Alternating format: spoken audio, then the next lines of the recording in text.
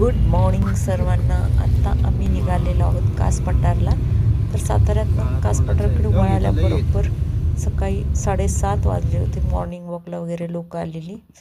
आणि हे बघा वळाल्या फुलं लागलेत आम्हाला येल्लो कलरची, मस्त असं हळद पसरल्यासारखे. इथे जरासे फोटो काढले आणि थोडा वेळ इथे घालवला आणि मग पुढे आम्ही निघालो कास पठाराकडे. जिथं पार्किंग आहे तिथपर्यंत. तर असे मस्त छान फोटो काढले आणि मंडळी आम्ही चाललो आहे आता कास पठारला. तर रस्त्यात वळाल्याबरोबर फुलं लागलेली, सुरुवातच झाली आमची पिवळ्या फुलांची. अतिशय सुंदर मस्त असं फुल आहे बघा, पिवळं. आमच्या मागे दिसतंय सगळं येल्लो सगळं हळद पसरल्यासारखं दिसते. मला जवळून मी दाखवते, आपल्याला दाखवता आले तर कास पठारला बघूया. फुलं पण सगळं बघा, पिवळं आहे सगळं. हे फूल मी तुम्हाला जवळनं दाखवते.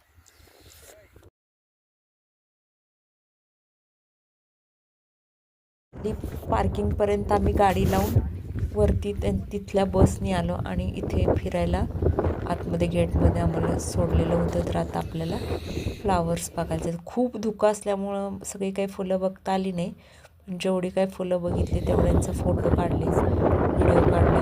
खूप धुकं होतं, हे जवळचं पण दिसत नव्हतं, पण शोधून आम्ही फुलं बघितली. खरंच सुंदर फुलं होती एकदम, आणि गार हवा होती, धुकं होतं, पावसाळी एकदम वातावरण असल्यामुळे खूप छान वाटत होतं. मस्त व्हिडिओ वगैरे काढायचा आनंद घेतला आणि मग पुढे आम्हाला जायचं होतं. पण जेवढी काही फुलं जेवढ्या एरियातली बघता येईल तेवढी काढली आणि मग आम्ही एन्जॉय केलं. मी तर एन्जॉय केलं, कारण मला निसर्गाच्या सानिध्यात जायला खूप आवडतं. इथे बघा फोटो काढलेत, ते कास पठार असं लिहिलं आहे तिथे. छान उभं राहून मी फोटो काढले.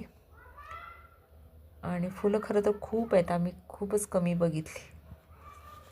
गेट नंबर 4 इकडे पुढे इकडच्या बाजूची फुलं बघून आले. फुलं दाखवते. हा जवळजवळ 1800 एकरचा फ्लावर्स आहे तिथे.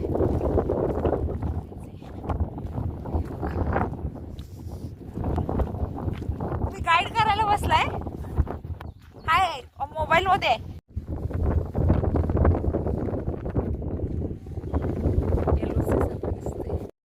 तर इथं सर्व फुलांची नावं आणि त्या संदर्भातली सगळं माहितीचे बोर्ड्स लावलेले होते, त्याचे जरा फोटो काढले. कास पठार या ठिकाणी आलो आहोत. या ठिकाणी पावसामुळे सगळीकडे पावसाचं पाणी आणि झऱ्यांचं पाणी दिसतंय आणि गुलाबी फुलं ही अशी उमललेली आहेत. अतिशय मनमोहक व सुंदर असं या ठिकाणी निसर्ग जो आहे तो बहरलेला आहे. पाऊस आणि ऊन यांचा लपंडाव चालू आहे. या ठिकाणी असं पावसाचं पाणी आहे, हे छानपैकी असं दिसतंय. लोक जे आहेत ते पाहायला या ठिकाणी येतात कास पठार या ठिकाणी. हे आहेत काही फुलांचे फोटो. हा बघा, जांभळा कलर आहे, पिंक कलर आहे, ह्याला वेगवेगळी अशी नावं आहेत. आणि हा मिकी माऊस म्हणे, तिथला एक गाईड सांगत होता हा मिकी माऊस म्हणे.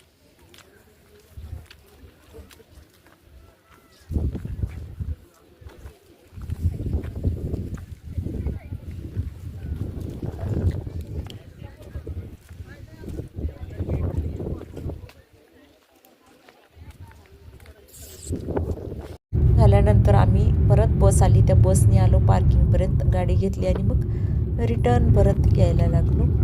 रिटर्न म्हणजे आम्ही ठोसेघर धरण बघायला चाललेलो होतो. तर ते परत आम्हाला हे बघा, हे आहे जावळीचं खोरं. ठोसेघरला जाताना जावळीचं हे इतकं सुंदर पावसाळा होता आणि इतकं छान हे सगळं दृश्य होतं. हे कॅमेऱ्यातसुद्धा कैद करणं अशक्य होतं, बघूनच सगळं मन भरून आलेलं. आणि हे माकडं वगैरे रस्त्यावर बसलेले, अशी खूप माकडं होती जावळीच्या खोऱ्यामध्ये. त्याला खेळ दिले. Hello, bye bye bye bye.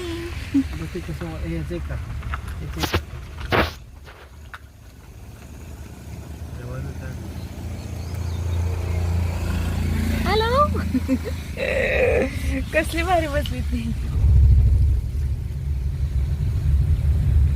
रागावला ती म्हणत होते कॅच टाक, कॅच टाक म्हणत होते ते, हात करत होत ते कॅच. माणसासारखंच आहे ती पण. कॅच नाही, खाली पडलं ना, जोरात फेकलं असतं मागे गेलं असतं. त्यानंतर त्याला पुढे नसतं आम्ही भेटलं. सज्जनगडावरून ठोसेघर धरण बघण्यासाठी गेलो. ठोसेघर धरणावरती जाण्यामध्ये मध्ये काही व्हिडिओ काढले नाही मी, पण हा सज्जनगडचा डोंगर आहे. तर किती सुंदर हिरवगार हिरवळ झाली आहे बघा, झाडं वगैरे आणि सगळं गवत. त्यानंतर आम्ही पोचलो ठोसेघरला. असा रस्त्यामध्ये पवनचक्की वगैरे लागली आणि ठोसेघरचा धबधबा अप्रतिम अतिशय बघण्याचा हा आहे ठोसेघरचा निसर्ग. जो फेमस आहे, जगप्रसिद्ध आहे. निसर्ग असा जवळ खाली जाऊन